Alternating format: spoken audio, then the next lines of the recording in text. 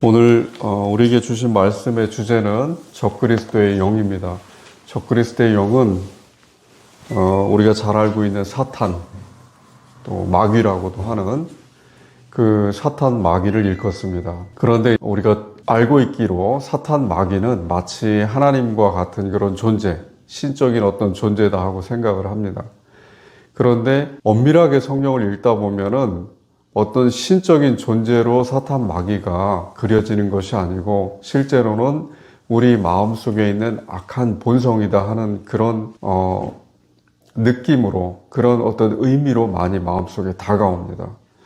왜 그런가를 오늘 살펴보는 것이 오늘의 본문의 주제입니다. 적그리스도의 영이라고 폭넓게 넓게 의미가 이런 표현이 되는 것도 있지만 구체적으로 우리는 어떤 대상 하나를 콕 집어서 그 대상이 실제하고 있고 그 실제하는 대상이 신에 대해서 저항하고 대적하면서 신이 하는 모든 인간에 대한 이 세상 피조세계에 대한 섭리를 방해하고 회방하고 인간이 구원을 받는 것에 대해서 어떻게 해서든 그것을 막고 하나님께 가까이 가는 것을 저지하려고 하는 그런 의미로 우리는 이해를 많이 합니다. 사실은 그렇게 이해하는 것이 우리 인간의 어떤 인간됨의 본성에 그럴 수밖에 없는 한계이고 또 가장 적합하고 어울리는 방식이기 때문에 그렇습니다. 인간은 구체적인 대상, 그러니까 우리가 지각하고 느낄 수 있는 그 대상에 대해서만 사실은 이해할 수가 있어요. 우리가 이해한다고 할 때 그 이해라는 것은 내가 그것을 받아들이고 다시 그것을 동일하게 다른 사람에게 설명할 수 있다는 그런 어떤 보편적이고 반복되고 일상적인 그런 의미를 갖고 있어요. 그런데 오늘 우리가 나누게 될 이 사탄, 마귀, 적그리스도의 영이라는 이 대상은 사람에 따라서 동일하게 그것을 다시 재설명할 수가 없어요. 그러니까 어떤 사람은 사탄 마귀가 실제 이 세상을 지배하는 어떤 사람과 같은 그런 실제적인 존재다 하고 생각하는, 그렇기 때문에 그것을 다시 설명할 때 어떤 경우에도 사람처럼 설명하는 사람이 있는 반면에 또 우리가 사탄 마귀를 우리가 잘 알고 있는 국어사전을 찾아보면은 사탄 마귀가 하나님의 대적자라고 되어 있어요. 또 인간의 악한 본성을 상징하는 거라고 했어요. 그것을 의인화해서 상징하는 거다 해서 사탄과 마귀가 정말 동일하게 그렇게 해석이 되어 있어요. 같은 의미로. 그런데 그런 경우에는 추상적이기 때문에 우리가 실질적인 어떤 존재처럼 그렇게 구체적으로 쉽게 설명할 수가 없어요. 그러니까 설명할 때마다 매번 의미가 왔다 갔다 하고 바뀝니다. 그리고 일치되지가 않아요. 추상적이고 모호함을 줍니다. 무슨 얘기냐면 통일돼 있잖아요. 사탄과 마귀 적그리스도의 영에 대한 정의, 개념의 어떤 뜻이 통일돼 있지 않아요. 일치돼 있지가 않아요. 그렇기 때문에 사실은 어떻게 접근하고 어떻게 해석하느냐에 따라서 적그리스도의 영이나 사탄에 대한 해석을 어떻게 하느냐에 따라서 본인이 스스로 미혹당하기도 하고 또 그것 때문에 넘어지고 쓰러지거나 하는 경우가 발생하고 뿐만 아니라 타인들에게도 잘못된 해석과 지식을 전달을 해서 그 사람들이 오인을 하고 오판을 하게 해서 참된 신앙의 삶을 살아가는데 방해가 되는 그런 일이 일어나기도 합니다. 그래서 사탄과 마귀에 대해서는 누가 이것은 이것이다 하고 명확하게 정의를 내릴 수 없는 그런 주제예요. 우리 기독교에서 그런 주제이기 때문에 섣불리 이것이 이것이다 하고 정의를 내리기보다는 여러 가지 다양한 관점들, 그런 해석들, 지식들을 폭넓게 조사하고 그것을 검토해보고 분별해서 어떤 것이 과연 우리가 살아가는 이 현실에서 인간이 살면서 느끼는, 신앙인들이 느끼는 그 경험, 체험, 깨달음, 그리고 경험을 통해서 깨닫지 못하더라도 우리가 이성이 있기 때문에 이성적으로 깨닫는 그 지혜를 통해서 분별할 수 있는, 그래서 그 분별을 통해서 성경의 말씀과 대조해보고 비교해봐서 어떤 지식이 사탄에 대한 정의와 개념이 우리가 알고 있는, 우리가 해석하는 성경에 대한 우리의 이해와 비슷하고 근접해 있는가를 확인하는 것이 중요합니다. 그러니까 오히려 이런 거예요. 섣부르게 해석하는 것보다 차라리 그냥 두고 바라보는 것이 안전하다 하는 개념 중에 하나가 이 사탄입니다. 오늘 말씀의 끝에서는 사탄이 어떤 실제적인 존재가 아니고 우리 마음속에서 마치 지금 국어사전에서 정의를 내리듯이 우리 마음속에 있는 악한 본성을 의인화한 것처럼, 물론 이것도 제가 지금 드리는 말씀도 절대 완전한 정의가 아니에요. 항상 테스트해봐야 되는 그런 문제고, 그렇지만 그렇게 성경 해석이 우리 마음속에 좀 더 근접하게 다가온다는 사실을 여러분이 확인을 하실 수가 있을 겁니다. 우선 오늘 본문을 좀 보겠습니다. 요한일서 4장 1절에서 6절인데 적그리스도라는 그 단어가 신약 성경 본문에서 나오는 곳이 유일하게 사도 요한이 쓴 요한 1서하고 2서 두 군데에서만 나와요. 우리가 이제 적그리스도라고 해서 그리스도에 대항하는 이런 뜻이에요. 그 안티라는 그 접두사, 전치사인데 그 헬라어 안티라는 것이 against라는 뜻이기 때문에 대항하다는 뜻입니다. 그러니까 그리스도에 대항하는 그것을 적그리스도라고 이야기합니다. 안티크리스토스라는 건데, 그러니까 어떤 실제적인 것이라기보다는 그 단어 자체의 의미를 우리가 이해를 해볼 때도 무엇인가 그리스도에 대항하는, 그리스도의 뜻에 대항하는 그런 많은 것들이 적그리스도라고 불릴 수 있구나. 적그리스도라는 개념 속에 포함이 될 수 있구나. 그러니까 실체가 아니더라도 그 의미가 그렇게 담고 있구나 하는 것을 이해를 할 수가 있습니다. 1절 보겠습니다. 사랑하는 자들아, 영을 다 믿지 말고 오직 영들이 하나님께 속하였나 분별하라. 많은 거짓 선지자가 세상에 나왔습니다. 요한 사도가 얘기하는 1절은 그 당시에 요한 사도가 깨달을 때, 이해할 때 그 당시가 마지막이라고 생각을 했어요. 물론 마지막이 아니었어요. 그 이후에 2000년의 세월이 흘렀으니까 요한이 12사도 중에 가장 오래 살았고 서기 90년경에 요한계시록을 썼다고 그렇게 학자들이 일관되게 이야기를 합니다. 90년 전후 해서. 그만큼 굉장히 오래 살았어요. 그런데 당시 요한 사도가 살아가던 그 시대가 요한이 느끼기에는 이 세상의 마지막 시대였어요. 그래서 요한이 느낄 때, 깨달을 때 이 세상의 마지막이 왔으니까 분명히 예수님께서 말씀하신 대로 미혹하는 영이 와서, 그것도 우리들 사이에서 나와서, 그것이 바깥 세상에서 온 것이 아니고 우리 믿는 교회, 믿는 사람들 사이에서 밖으로 나가서 그 나간 영이, 악한 영이 사람들을, 특히 일반인들보다 신앙인들을 더 많이, 그리스도인들을 미혹해서 그리스도의 참된 신앙에서 벗어나게 하려는 그 일이 먼저 있고 그 다음에 멸망이 올 것이다. 세상에 멸망이 올 것이다 하고 예수님께서 말씀하셨기 때문에 그 일을 상기하고 있는 사도 요한의 마음속에서는 그 당시가, 자기가 살아가 마지막 시기가 이 세상의 종말의 시기라고 생각을 했습니다. 그런데 실제로는 종말이 아니었고 지금까지 유지되고 있고 우리는 언제가 될지 모릅니다. 근데 중요한 것은 분별하라는 거예요. 분별하라는 거는 지금 현재 우리가 이제 후에 나옵니다만은 영어로도 또 말로도 편지로도 그렇게 믿지 말고 그저 우리가 처음 전한 복음, 그러니까 처음 전한 복음이라고 하는 것은 우리가 진짜와 가짜를 구별할 때 진짜를 알지 못하면 가짜를 확인할 수가 없어요. 다이아몬드가 진짜다, 금이 진짜다 하는 것은 진짜다, 가짜다 하는 것을 두 개를 놓고 구별을 하든 세 개를 놓고 구별을 하든 할 때는 반드시 우리가 진짜에 대한 무엇인가 지식을 갖고 있기 때문에 그래요. 그게 무슨 얘기냐면 항상 우리가 진리를 이야기할 때 처음 들은 이야기, 처음 받은 말씀. 물론 어떤 사람은 처음부터 진리를 듣지 못하고 거짓 이야기를 들을 수 있어요. 예를 들어서 지금 이단이나 사이비가 이야기하는 그 진리, 사람이 하나님이다, 그렇게 이야기하는 것을 처음부터 들을 수 있어요. 그럼 그 사람은 처음부터 금이 뭔지 다이아몬드가 뭔지 모르는 사람이에요. 그러니까 그 다음에 구분하는 것이 진짜를 만나도 가짜로 판별을 하고 다른 가짜를 만나도 가짜로 판별을 해요. 근데 성경에서 이야기하는 너희가 처음 들은 이야기를 마음에 품고 절대 다른 이야기 듣더라도 변치 말라, 그것을 오해하거나 미혹당하지 말라 할 때 그 처음 이야기는 진리예요. 그러니까 마치 우리가 맨 처음에 금이나 다이아몬드의 참된 진짜를 봤을 때, 그 지식을 가졌을 때하고 똑같아요. 그러면 참된 처음의 지식을 명확히 알고 있는 사람은 내가 처음 받았던 참된 지식과 굉장히 비슷한 지식이 들어오더라도 면밀하게 분별을 하면 1절의 말씀처럼 그러면 확인을 할 수가 있어요. 이게 금인지 아니면 가짜인지를 확인을 할 수가 있어요. 그 이야기를 하는 겁니다.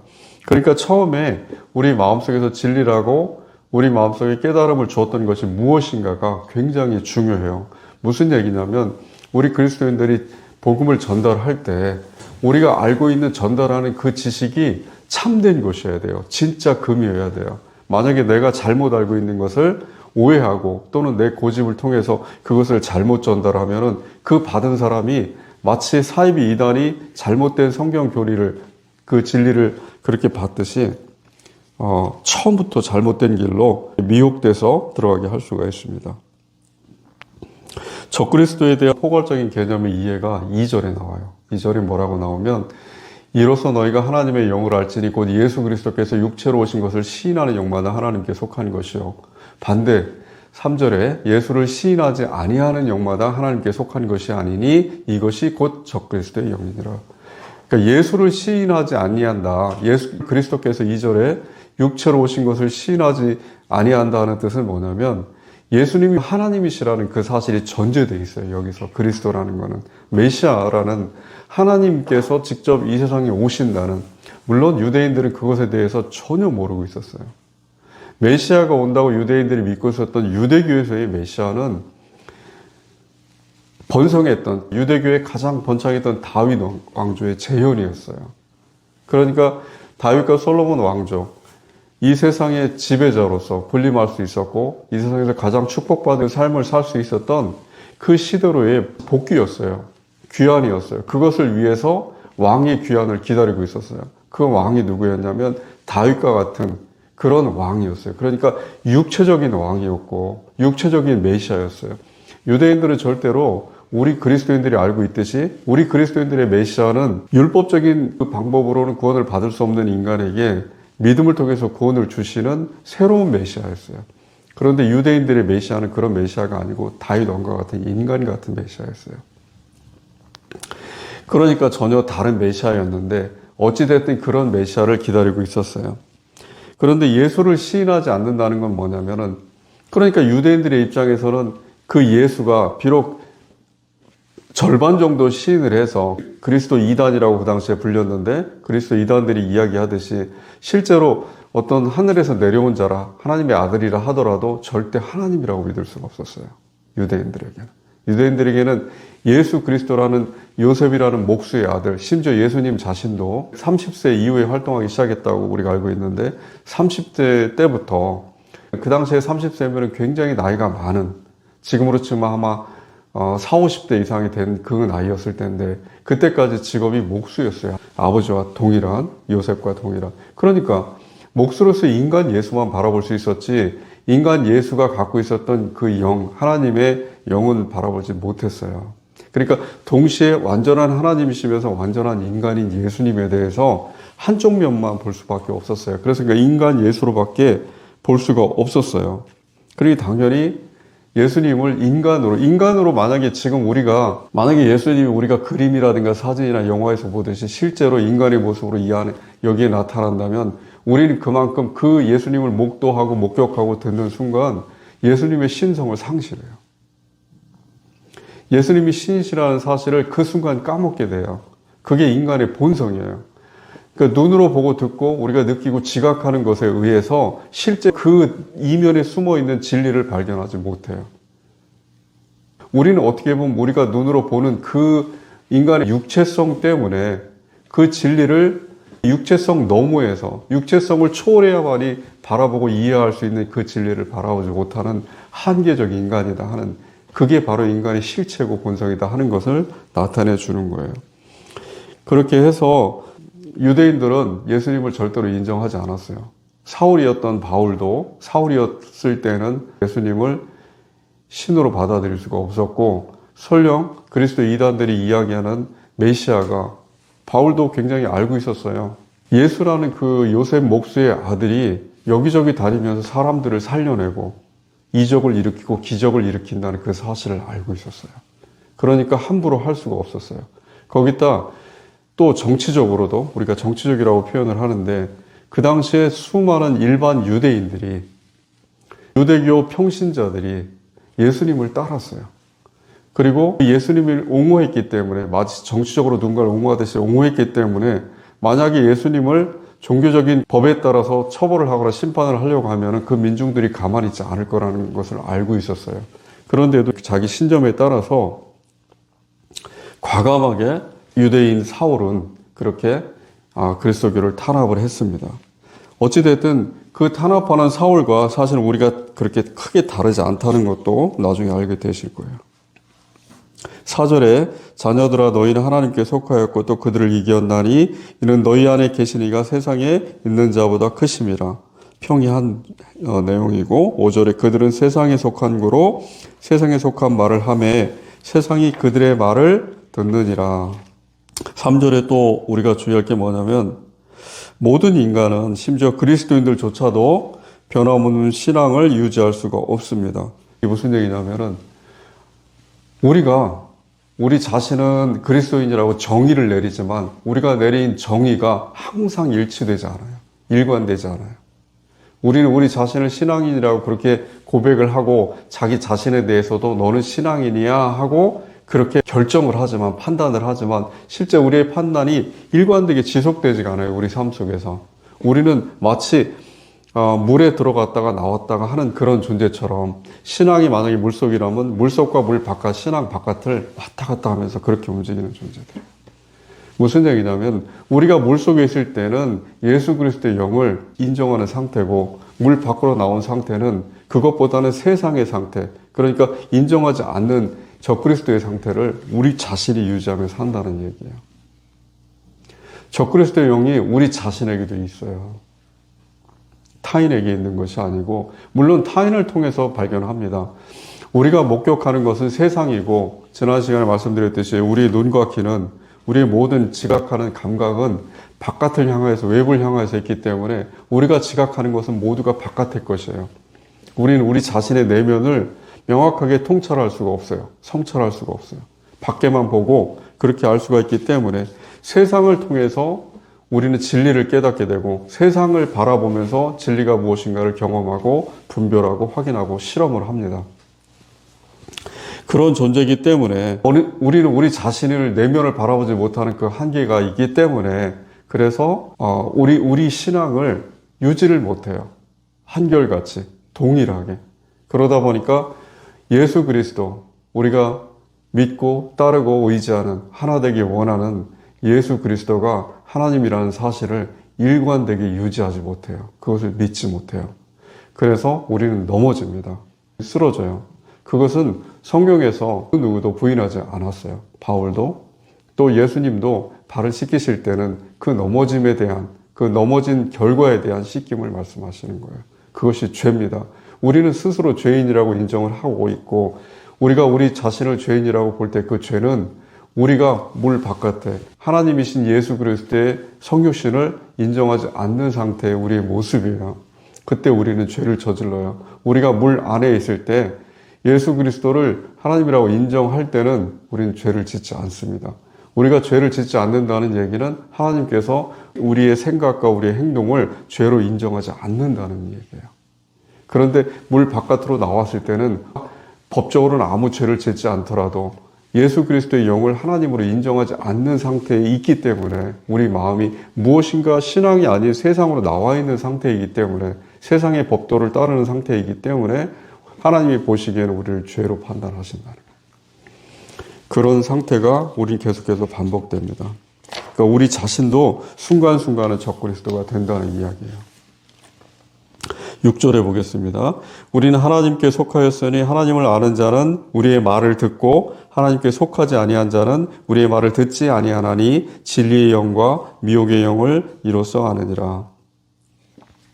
진리의 영과 미혹의 영은 다름이 없어요. 미혹이라는 거는 오늘 우리가 살펴볼 많은 성경 구절들에서 일치돼서 나오는 것이 뭐냐? 미혹이에요. 속이다.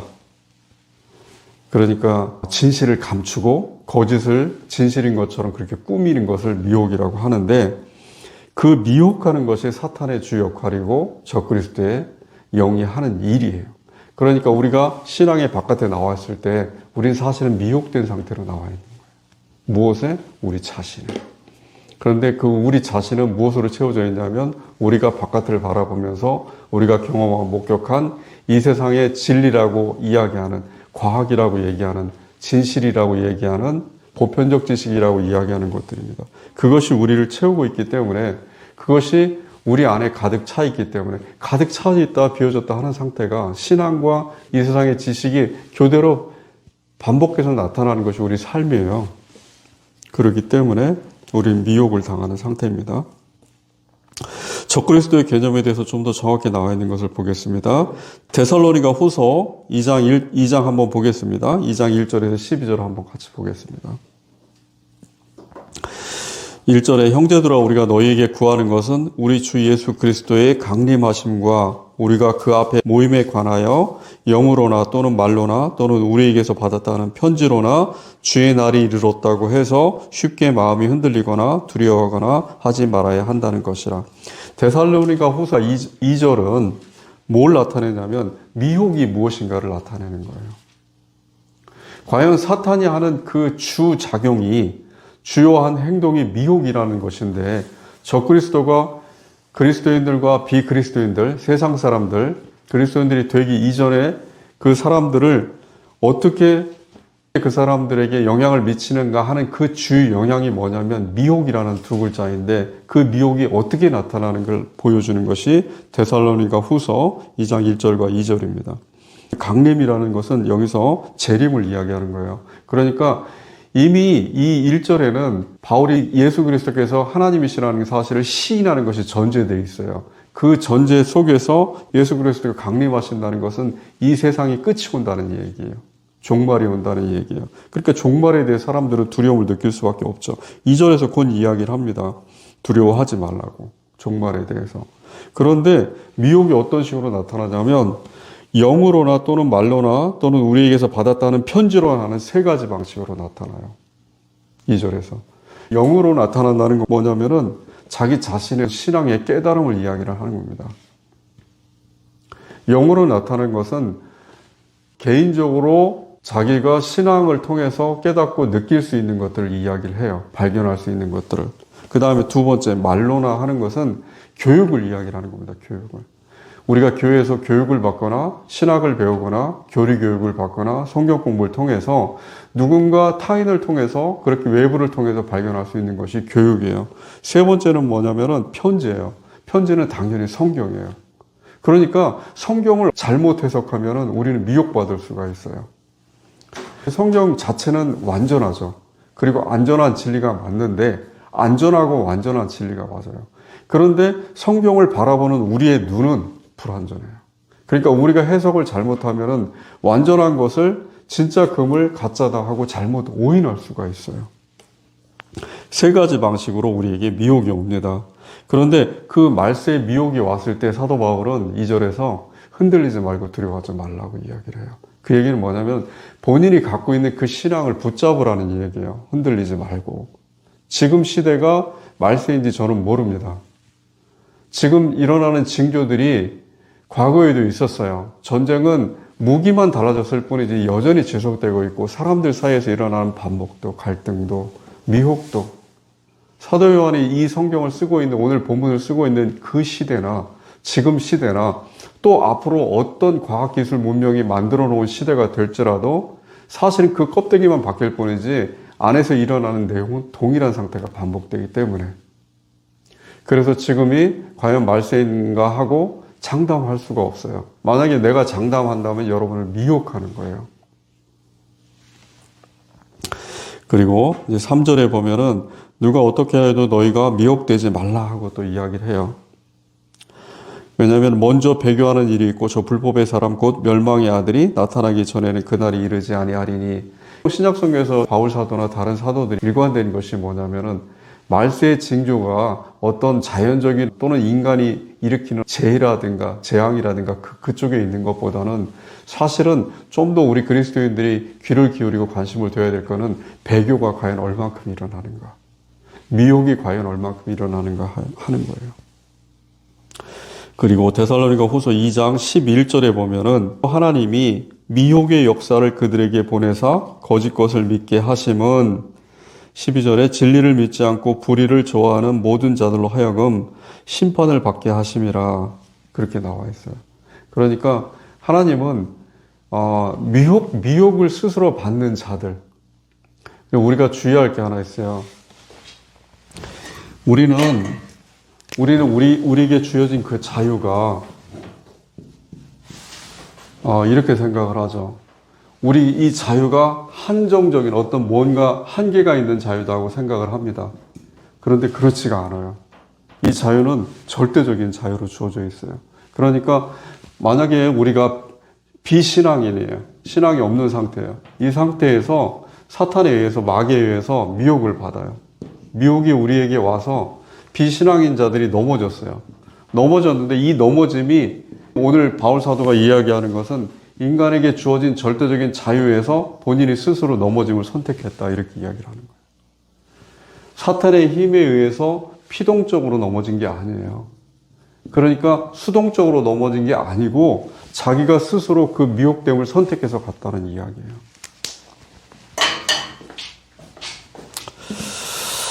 그 미혹됨을 선택해서 그렇게 인간이 넘어지면 그 넘어진 인간은 자기 자신의 책임이기 때문에 하나님 그 넘어진 인간이 스스로 자기 책임을 지게끔 그렇게 결정하셨다는 거예요. 그러니까 핑계 댈 수가 없어요. 어떻게? 누군가 나를 넘어뜨렸어요. 나는 그것을 원치 않았고 나에겐 힘이 없어요 하고 저항할 이유가 합당한 근거가 없어요. 변명할 수가 없어요. 재판정에서. 나는 저항하고자 했고 나는 바르게 하고자 했는데 무엇인가 강한 힘이 나를 그러지 못하게 했다 하고 변명할 수가 없어요. 스스로 선택한 거예요. 그게 미혹된 자들의 정당한 판결이에요. 그것을 하나님께서 그대로 그렇게 확정되게끔 그렇게 결정을 하셨어요. 그것이 데살로니가 후서 2장 12절에 진리를 믿지 않고 불의를 좋아하는 모든 자들로 하여금 심판을 받게 하려 하심이라 하는 하나님의 말씀이에요. 그러니까 미혹됨에 대해서 변명할 수가 없어요. 나는 연약한 인간이기 때문에, 나는 굉장히 유약한 존재이기 때문에 나는 이 세상에 내 눈에 목격되는 것에 대해서 나는 미혹될 수밖에 없었다 하고, 또 내 시대가 그런 시대였다, 또 내가 살아가는 환경이 그런 환경이었다, 또 내가 보고 배운 것이 나는 그거밖에 없다, 그런 수많은 말들이 있잖아요. 자기 자신을 정당화시켜주고 합리화시켜주는 그 말들. 그것이 적어도 이 기독교의 구원의 문제에 대해서는 해당이 안 돼요. 신앙의 자유라는 것은 모든 사람에게 허락이 돼요. 모든 사람에게는 신앙의 자유가 주어져 있어요. 그 자유는 전적인 권한이기 때문에 거기에 대해서 우리가 사탄이 실제로 존재하는 존재라 하더라도, 실체라 하더라도, 또는 사탄이 그냥 어떤 우리 인간의 본성을 의인화시킨 그런 사전적인 의미의 것이라 하더라도 어찌됐든 우리는 우리 자신의 자유, 우리가 이것이 진리다 아니다를 스스로 판별하고 결정할 수 있는 그 자유가 처음부터 우리 조상인 아담부터 그렇게 전해졌다는 것. 아담이 창세기 3장에 보면은 미혹되는 그 장면들이 나와요. 뱀이 하와를 껴서 이것을 먹으면 너희가 지혜롭게 된다, 하나님같이 된다, 이렇게 이야기를 합니다. 그것에 대해서 사실은 하와는, 아담도 마찬가지지만은 하나님같이 된다는 게 뭔지도 모르고 심지어 죽음이 뭔지도 몰라요. 왜 그렇겠어요? 죽음을 경험한 적이 없으니까. 죽음을 목격한 적이 없기 때문에 죽음이 뭔지 몰라요. 그냥 막연하게 하나님께서 아담에게 경고하셨던 것처럼 그냥 자기가 순간순간 느끼는 그 두려움이 무엇인가로 자기를 이끌고 간다는 것을 느낄 뿐이지 실제 죽음이 뭔지 전혀 몰라요. 그 다음에 지혜롭게 된다? 그것도 뭔지 몰라요. 사탄이 아담과 하와에게 진짜 바라는 것은 뭐냐면은 너희들이 흙으로 지어졌다는 것을 너희 지금 모르고 있구나. 너희가 한계적 존재라는 것을 너희가 모르고 있구나 하는 것을 나는 너희를 깨닫게 해서 너희가 정말로 절망에 빠지게끔. 그래서 너희 절망 속에서, 왜냐하면 절망이 더 이상 희망으로 변환이 안 되면은 하나님께 가까이 갈 수가 없어요. 왜냐하면은 하나님께서 어떤 이야기로 그에게 너는 살 수 있어, 너는 영원히 존재할 수 있어 하고 이야기를 해도 절망에 빠진 사람은, 마치 우울증, 어떤 공황 상태에 있는 사람은 아무리 좋은 이야기를 해도 그것이 해당이 안 되듯이, 희망을 줄 수 없듯이 그 상태에 이끄는 것을 사단이 알기 때문에, 다른 말로 하면 그때 뱀이나 사단이 어떤 실체가 아니고 아담과 하와의 마음속에 있는 어떤 본성, 인간의 자유로운 그 본성, 사유할 수 있는 하나님의 형상이라고 그랬잖아요. 우리가 하나님의 형상이라고 다시 한번 정의를 확인을 해볼게요. 하나님의 형상이라고 우리가 이야기하는 것은 뭐냐면은 사유할 수 있는 능력이에요. 사유할 수 있는 거. 사유가 뭐예요? 생각이에요. 생각할 수 있는 거. 생각할 수 있는 능력이 왜 우리에게 굉장히 중요하냐면 우리는 육체적으로는 한계가 있기 때문에 어딜 갈 수도 없고 또 오래 살 수도 없고 자기 자신을 지킬 수도 없는데 사유는 한계가 없어요. 우리 마음속에서는 우주 끝까지 갈 수가 있고 죽음 너머까지 넘어갈 수가 있어요. 그렇기 때문에 사유하는 한계가 없기 때문에 우리가 사유하는 존재다고 스스로 생각을 하고 하나님의 형상 안에서 살 때는 두려움이 없어요. 그렇잖아요. 정신적으로 극복한다는 말이 그 뜻이에요. 육체적으로는 한계가 있고 두려움 속에 갇혀 있고 넘어지고 하지만 정신적으로는 얼마든지 극복할 수 있어요. 나에게 전쟁이 와도 난 두렵지 않아요. 왜냐하면 나는 무엇이든지 못 지를 수 있는 그런 위대한 존재로 살아있을 수가 있기 때문에 정신적으로는. 그런데 아담과 하와는 사유할 수 있는 형상 속에서 살게끔 그렇게 지어졌어요. 그러니까 자기의 본질에 대해서 못 깨닫게끔. 자기가 육체적인 존재이기 때문에 죽음에 빠지고 단지 흙으로 돌아가고 그런 허무한 존재라는 것을 하나님은 깨닫기 원치 않으셨어요. 그게 선악 판단이에요. 그런데 사탄은 이 사탄이 실제 뱀일 수도 있고 용일 수도 있고 무엇일 수도 있어요. 결정 못해요. 또는 인간의 마음속에 있는 어떤 자유 속에 있는 본성일 수도 있어요. 그런데 이 사탄은 뭐라고 이야기를 하냐면 네가 과연 들여다보니까 자기 눈으로 보니까 자기가 육체잖아요. 하나님은 보이지 않는데 자기는 육체니까 하나님과 같은 생각을 하면서도 하나님께서 자기의 허락하신 그 생각을 하면서도 같은 생각이 아니고 그러면서도 무엇인가 자기 자신에 대한 호기심이 끊임없이 발생하는 거예요. 알고 싶은데 하나님은 그걸 알길 원치 않으셨는데 선악과라고 우리가 상징되는 그 나무 그러니까 그것을 따먹으면은 그건 뭐냐면은 실제 뭔가 열매를 따먹었다는 이야기가 아니고 그렇게 자기 마음속에서 자기가 알고 싶은 자기 본성에 대한 것을 스스로 탐구하기 시작했다는 이야기예요. 그렇게 탐구하기 시작해서 깨달았어요. 뭘 깨달았냐면 눈이 떠졌어요. 귀가 열리고 이게 뭐냐면 내가 흙으로 지어진 아담아라는 게 흙이란 뜻이에요. 아담아, 인간 이거 다 흙이란 뜻이에요. 그 흙으로 지어진 존재구나 하고 깨달은 거예요. 그 순간에 자기 자신에 대해서 점점 깨닫게 됐어요. 그 깨닫게 되면서 부끄러움도 느끼게 되고 두려움도 느끼게 되고 그래서 그렇게 하다 보니까 절망이 없던 존재가 절망적인 존재가 돼버린 거예요. 그 순간부터. 그리고 한번 그렇게 이 세상의 구조에 대해서 이 세상의 신이라고 불리는 이 세상의 원리에 대해서 내가 마치 여러분 옛날에 AI라는 영화에서 그 아이가 자기 자신을 인간이라고 느끼듯이 차라리 자기 자신을 인간이라고 느끼고 착각한 상태로 이렇게 살면은 자기가 로봇으로 만들어져서 결코 인간의 아이가 될 수 없다는 것을 깨닫지 못하는 것보다 더 행복할 수도 있다는 이야기잖아요. 그렇듯이 아담과 하와는 자기 자신의 본성이 사탄이 그토록 미혹을 통해서 그들에게 깨닫기 원했던 자기 본성, 자기 본질, 자기 실체에 대해서 못 깨닫고 그저 하나님의 귀한 피조물로서 그렇게 생명나무 열매를 먹으면서 영원히 사는 그런 존재로 그렇게 남아있었다면 훨씬 더 행복했을 거예요. 어쩌면 지금 그리스도인들에게 하나님께서 바라시는 것도 그걸 거예요. 너희들이 인간적인 육체로 너희 자신을 바라보지 말고 하나님의 눈으로 봐라. 지금 내가 너에게 바라는 것은 다른 것이 아니고 너희가 너희 본성에 대해서 그동안 느꼈던 타락한 상태에서 너희 자신에 대해서 자유롭게 스스로 판단했었던 너희 본성에 대한 판단을 그만 접고 하나님께서 너에게 원하시는 바대로 그냥 너희가 너희 마음속에서 끊임없이 일으키는 두려움의 원인, 그 근거를 없애버려라. 그 두려움의 원인이 뭐냐면 너희 자신에 대한, 너희 정체성에 대한 스스로의 판단이다.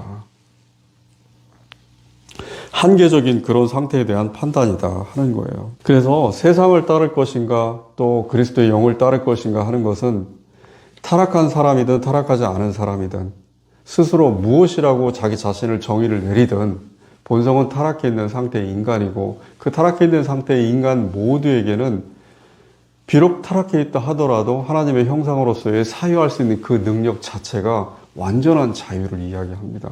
어떤 자유까지? 신앙을 선택할 수 있는 자유까지. 내가 믿음을 택하느냐 아니면은 이 세상에서 이 세상 사람들이 이 세상 사람이라고 이야기를 하지만 사실은 자기 마음이에요. 자기의 마음이 추구하는 바, 자기의 마음이 이 세상은 이게 다야 하고 믿고 있는 그 바대로 그렇게 살 것이냐, 아니면 눈에 보이고 가시적이고 느껴지는 그것 외에 실제 진리가 숨겨져 있다. 우리가 마치 철학의 현상학에서 얘기하는 그 현상처럼 참된 의미가 숨겨져 있다 하는 그 길을 찾아서 가기 원하는 사람들, 어느 쪽을 선택하느냐에는 본원적으로 인간에게 주어져 있는 자유에 따라 선택을 하는 거예요. 하나님은 거기에 간섭하지 않으셔요. 개입하지 않으셔요. 하나님은 인간에게 사유할 수 있는 능력을 주신 이상 그 사람이 끝까지 인간의 사유를 막지 않으셔요. 그러니까 지금 현재 이 세상에 펼쳐진 거예요. 만약에 하나님께서 인간의 사유를 막으셨다면 무엇인가 하나님의 뜻에서 인간의 사유를 어느 정도까지만 한계를 두고 더 이상 하지 못하게끔 그렇게 막았다면 지금 우리가 느끼는 불안이 굉장히 줄어들었을 거예요. 우리는 오히려 두려움을 극복했을 수도 있어요. 어쩌면 우리는 하나님께 지금보다 훨씬 이전에 더 많은 사람들이 가까이 다가갔을 수도 있어요. 신앙을 얻고. 그렇잖아요. 생각에 한계가 있으니까. 마치 우리는 단순한 동물 같은 존재가 됐을 수도 있어요. 그런데 그것은 하나님께서 원치 않는 거예요. 아담과 하와라는 특별한 존재, 모든 피조물 중에 하나일 뿐이지만 특별한 존재를 만드실 때 하나님께서 원하셨던 그 뜻과는 다른 것이다 하는 겁니다. 그래서 적그리스도에 대한 것이 그렇게 설명이 되어 있고, 또 말씀드렸듯이 사전적인 의미로 사탄, 미혹자, 그 참소자, 사탄과 마귀는 우리 국어사전에서는 동일한 의미로 해석이 되어 있어요. 하나님의 대적자, 그렇게 되어 있습니다. 마귀에 대한 내용은 베드로전서 5장 8절에 자세히 나와 있어요. 8절에 근신하라 깨어라 너희 대적 마귀가 우는 사자같이 두루다니며 삼킬 자를 찾나니 하고 나와 있어요. 사자가 울부짖을 때는 왜 울부짖을까요? 배가 고프니까. 그 먹이는 미혹되는 사람들. 문학적 표현이고 실제로는 사자처럼 그렇게 사람을 잡아먹지는 않죠, 사탄이. 그러니까 그렇게 우리가 이해하기 쉽게끔 성경에 표현이 되어 있는 거고, 다시 이야기하면 우리가 마치 사자의 입속에서 갈갈이 찢겨서 그렇게 사자의 먹이가 되듯이 미혹당한 인간은 자기 자신을 구제해 나갈 시간도 방법도 조건도 아무것도 얻을 수가 없어요. 한번 미혹된 순간. 그래서 내가 그 미혹이라는 게 다른 게 아니고 실제 진리가 하나가 있는데 이 진리와 비슷한 모양의 정말 비슷한 금이라고 이야기를 하지만 진짜 금이 아닌 가짜. 그러니까 예를 들어 어떤 사람들은 진짜 고급 명품 시계를 사러 가지 않고 가짜 명품 시계를 사러 가잖아요.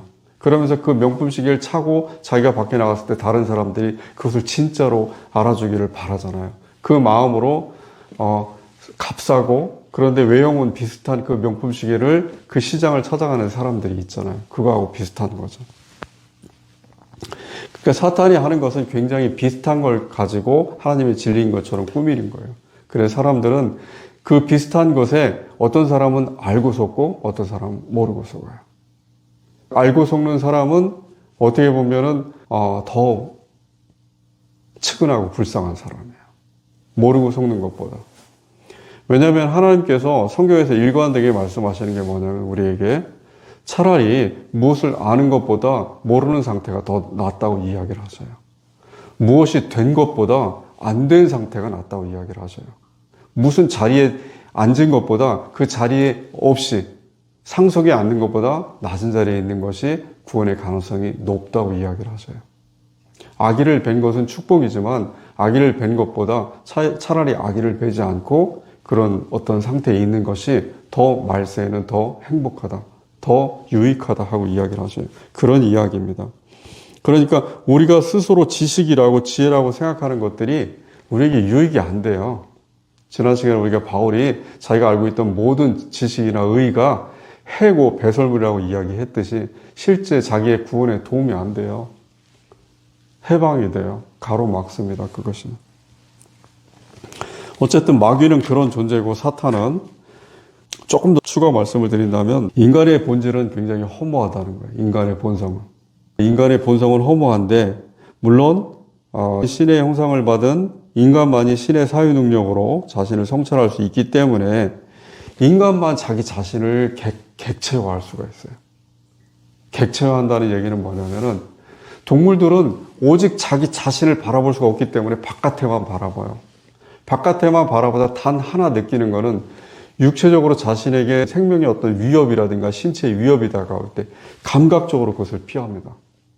그런데 인간은 감각적으로만 자기 자신을 지각하는 것이 아니고 어느 순간 인간은 자기 자신을 마치 자기 자신의 혼이 떠나서 그렇게 기시체험이라고 하나요? 혼을 떠나서 그렇게 자기 자신을 들여다보는 거예요. 우리가 마치 영화 장면에서 죽은 어떤 영혼이 자기의 죽은 몸을 바라보듯이 그렇게 자기 자신을 객관적으로 바라볼 수 있는 유일한 존재가 인간이에요. 인간은 그렇게 자기 자신에 대해서 판별을 할 수가 있어요. 그런데 그렇게 인간이 자기 자신을 들여다본다고 해서 평소에 그저 육체적인 인간으로 있을 때 느꼈던 그 지식과 지혜와 다른 것으로 판단한다고 그렇지는 않고요. 실제로 자기 자신을 들여다본다 하더라도 그것이 우리가 이야기하는 진리의 시각으로서 자기 자신을 객관적으로 바라보지는 못하고 그렇게 자기를 객관적으로 바라본다 하더라도 우리가 헤겔의 철학에서는 즉자대자 그렇게 이야기하는데 그렇게 자기 자신을 이해한다 하더라도 인간적인 한계 안에서의 이해지 우리가 성경이라든가 어떤 진리, 이야기하는 그 진리로 자기 자신을 바라본다는 건 아니에요. 어찌됐든 객관적으로 자기 자신을 바라보는 그 상태에 이를 수 있는 유일한 존재입니다. 추가로 말씀드리면은 사탄의 인간들이 아담과 하와처럼 피조물의 본성을 발견하기를 원했다. 인간이 자기 자신이 어떤 존재인가를 그 실체를 들여다보기 원한 것이 사탄이 인간을 미혹했던 가장 큰 목적이었어요. 그런데 다른 교훈으로 우리가 바꾼다면 사탄이 우리에게 원하는 것을 우리는 거꾸로 생각을 하면 되잖아요. 그러면 우리가 우리 자신의 실체, 본성에 대해서 잊으면 잊을수록, 아니 생각하지 않으면 않을수록, 그리고 우리 자신을 들여다볼 때 비록 우리가 우리 자신을 어떻게 정의를 내리든 우리의 실체는 안 바뀌어요. 우리가 흙으로 지어진 존재고 어느 순간 태어났다 어느 순간 죽는 그런 육체적인 한계에 있다는 것은 안 바뀌어요. 우리가 우리 자신을 영으로 진리로 바라보든 아니면은 사탄이 원하는 그 육체적인 본성으로 바라보든 바뀌지 않아요. 그렇지만 중요한 것은 만약에 사탄이 바라보는 그 본성으로 그렇게 우리 자신을 바라볼 때, 인간의 참 본성을 바라볼 때 우리는 절망을 느끼게 되고 그래서 하나님께 가까이 갈 수가 없고 우리 자유의지가 그래서 우리는 결국에는 미혹된 상태에 마지막에 이르러서 두 번째 죽음. 우리 모든 사람들은 언젠가 죄인이든 선인이든 부활을 합니다. 성경에 나와 있어요. 죽은 죄인들도 지금 미혹당해서 사탄의 미혹당해서 마지막에 하나님을 선택하지 않고 죽은 그 사람들도 마지막 최후의 심판은 다 부활을 한다고 성경에 나와 있어요. 부활이 된다고. 그런데 그 최후의 심판에서 미혹당한 영들은 다시 한번 또 죽어요. 그게 두 번째 죽음이에요. 그 두 번째 죽음은 존재할 수 없는 상태로 간다는 이야기예요. 그게 진짜 죽음이에요. 그런데 그 두 번째 죽음에서 영원한 생명으로 이렇게 옮겨진 사람들, 그 사람들은 계속해서 존재한다는 거예요.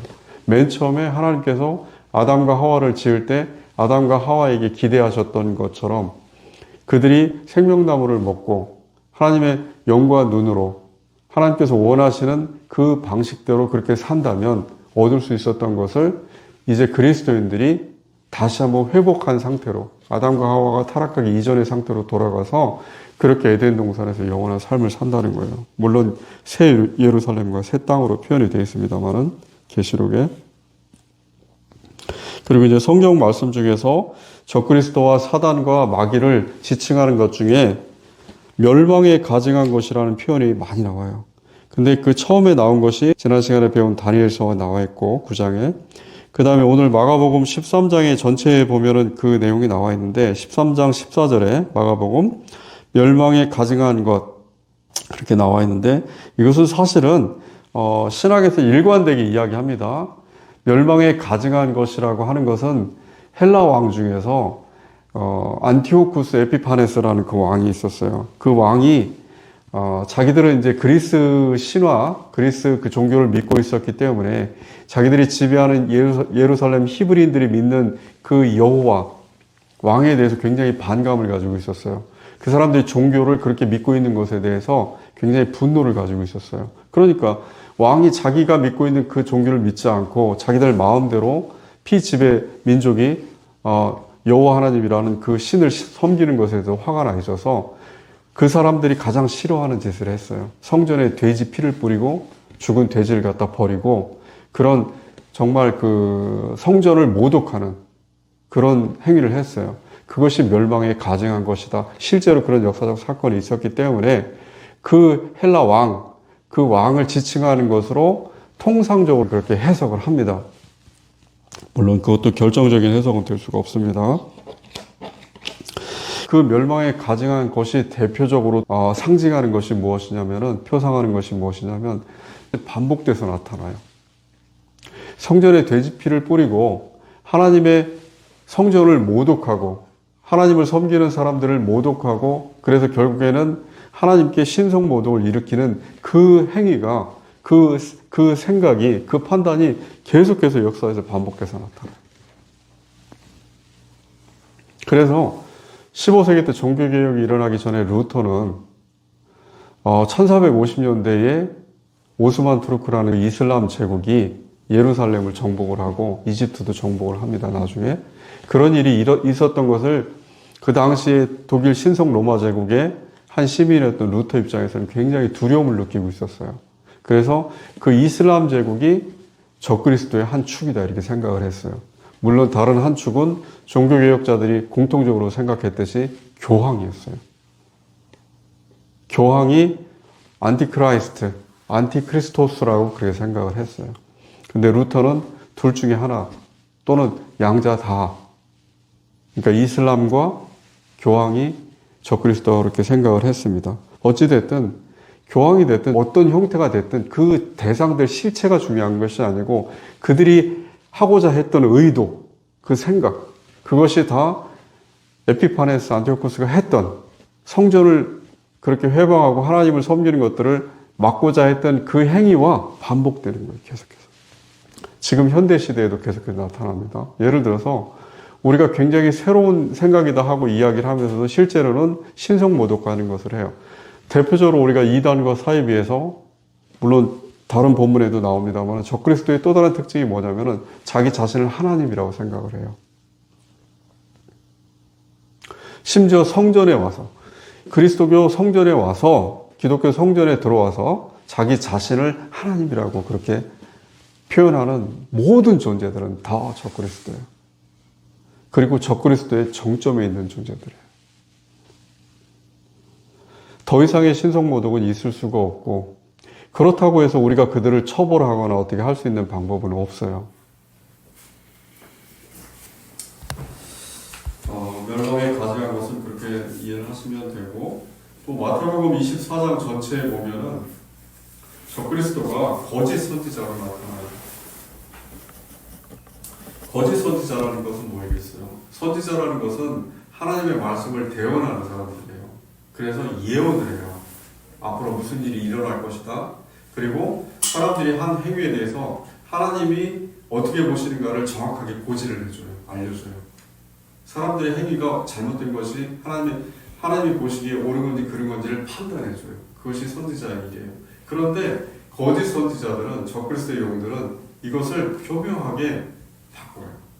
그래서 실제 하나님께서 그렇게 판단하지 않으시는데도 마치 하나님께서 그렇게 판단하신다 하고 그렇게 거짓으로 고지하듯이, 그리고 결국에는 이것이 어떤 지금 우리가 생각하는 이단이나 사이비 같은 종교적인 그것에 한정되어 있지 않아요.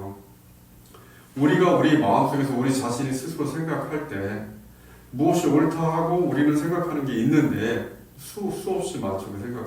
그 생각들 중에 우리가 옳다고 생각하는 것이 실제로는 그것이 옳은 것이 아니고 그런 것들이 많이 있을 수가 있어요. 그것들이 다 어떻게 보면 지금 우리 자신의 어떤 미래를 예측할 때도 모르잖아. 내일 무슨 일이 일어날 것이다. 나는 내일 무슨 일을 할 것이다. 계획을 세우잖아요. 계획을 세울 때는 그 계획 안에는 지금 우리가 그 계획을 이행할 수 있을 만큼의 어떤 전제된 예측되는 행위들이 있잖아요. 예측되는 어떤 상황들이 있잖아요. 그 상황들이, 그 예측되는 상황들이 잘못 판단하는 예측된 상황일 수도 있다는 거예요. 그러니까 예측된 상황이 잘못되어 있으니까 내일 날씨가 맑으면 나는 어디에 놀러 갈 거야. 그럼 내일 날씨가 맑게 된다는 것은 우리가 그냥 예측하는 것이잖아요. 만약에 진짜 진리로서는 내일 날씨가 흐릴 것이다 한다면 우리가 잘못 예측하는 것이잖아요. 그러면 어디에 놀러 갈 것이다 하는 우리가 계획하는 모든 것들도 다 틀어져요. 그러니까 거짓 선지자는 외부에만 있는 것이 아니고 우리의 마음속에 있어요. 우리가 생각하는 모든 판단들, 우리가 예측하는 것들, 우리가 믿고 있는 것들, 우리가 계획하는 것들 속에 거짓 선지자의 거짓된 잘못된 지식이 있다는 것. 고린도후서 4장 4절에 대해서는 여기도 계속해서 마음을 혼미하게 하는 내용이 나오고, 또 에베소서 2장 2절에도 나옵니다. 2장 2절에 보면 불순종의 아들들, 공중의 권세 잡은 자들 이렇게 나와요.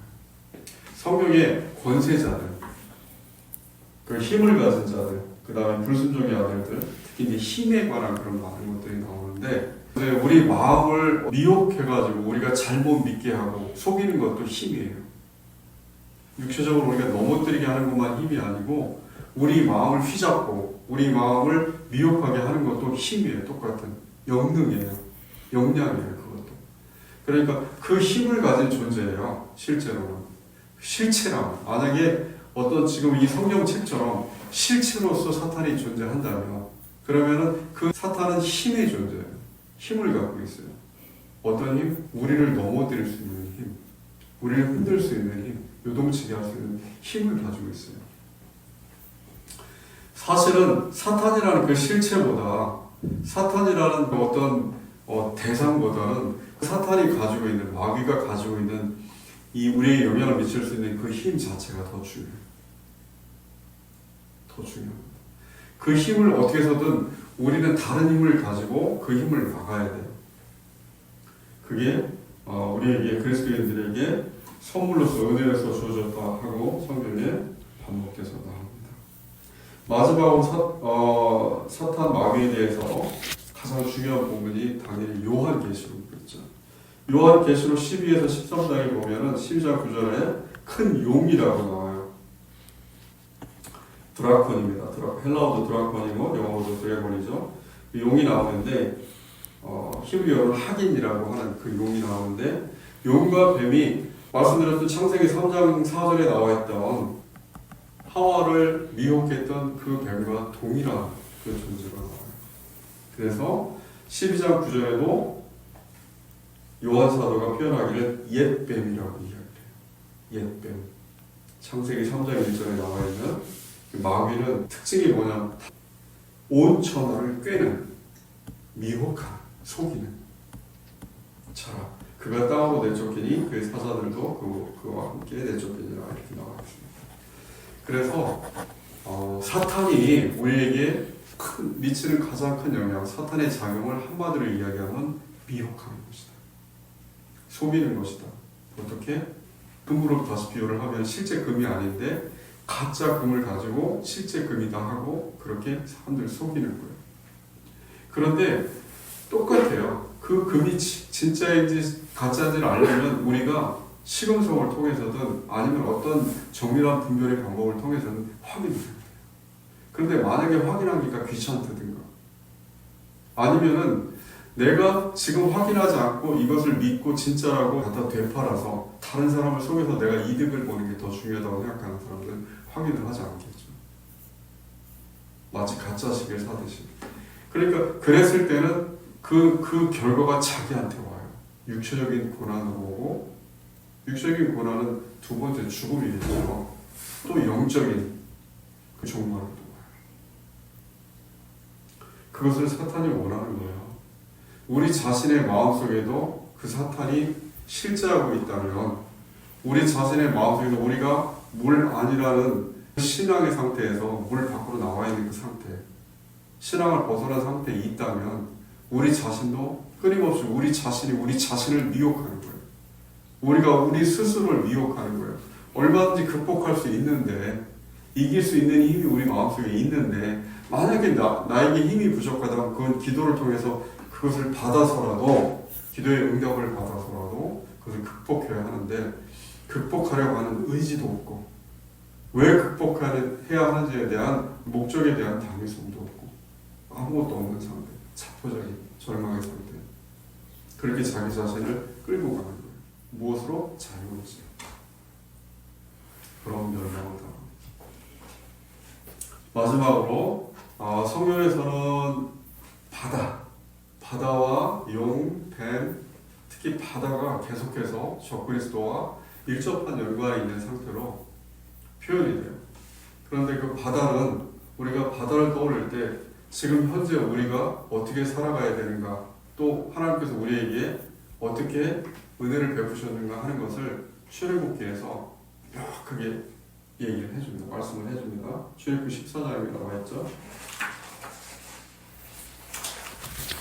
바다에서 홍해를 건너는 그 기적이 일어났을 때, 근데 그 바다는 갈라졌어요. 바다가 표현하는 것은 사실은 이 세상이에요. 이 세상. 바다의 신, 바다의 왕으로 그렇게 표현되는 것이 용이고 뱀입니다. 계시록에 보면은 짐승들이 바다에서 나와요. 물론 땅에서 나오지만 바다에서 나온 그 짐승, 그 짐승이 사단을 표상을 하는 거고, 바다에서 나왔다는 건 이 세상에서 나온다는 이야기예요. 이 세상은 우리가 살아가는 세상이고, 어떻게 보면 우리 자신들 가운데서 그 사탄이 나온다는 이야기예요. 그 다시 표현하면 우리 마음속에서 끊임없이 사탄의 셈에서 살아요. 바다와 관련이 있는데 그 바다를 가르쳤잖아요. 하나님께서 그 바다를 가르치고 구원하셨습니다.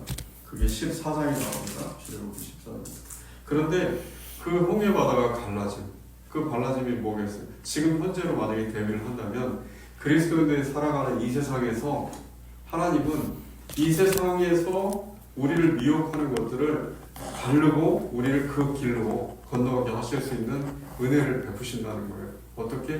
우리 안에서 마음속에서 믿음을 통해서, 그 믿음의 깨달음을 통해서 그렇게 그 길을 건너가게 하시는 거예요.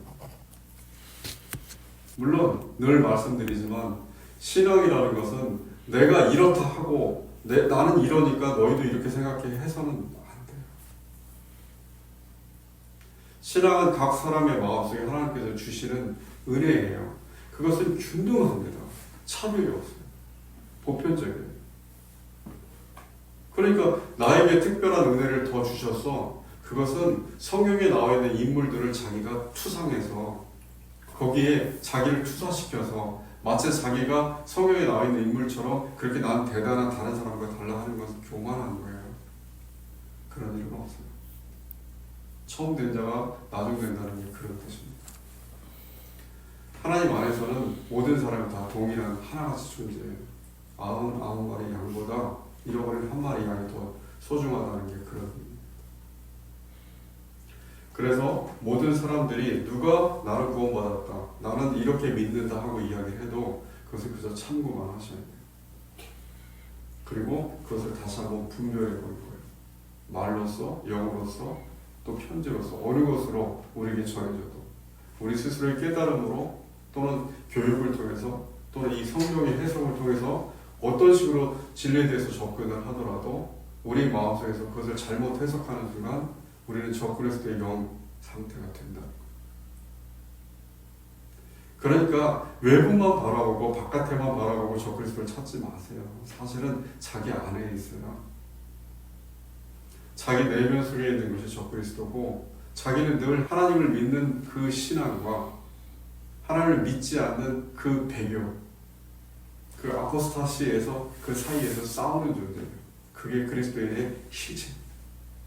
어쨌든 하나님은 우리를 품으시고 우리를 안아주시고 한 번 선택하신, 한 번 하나님의 자녀로 삼으신 사람들을 끝까지 데려갑니다.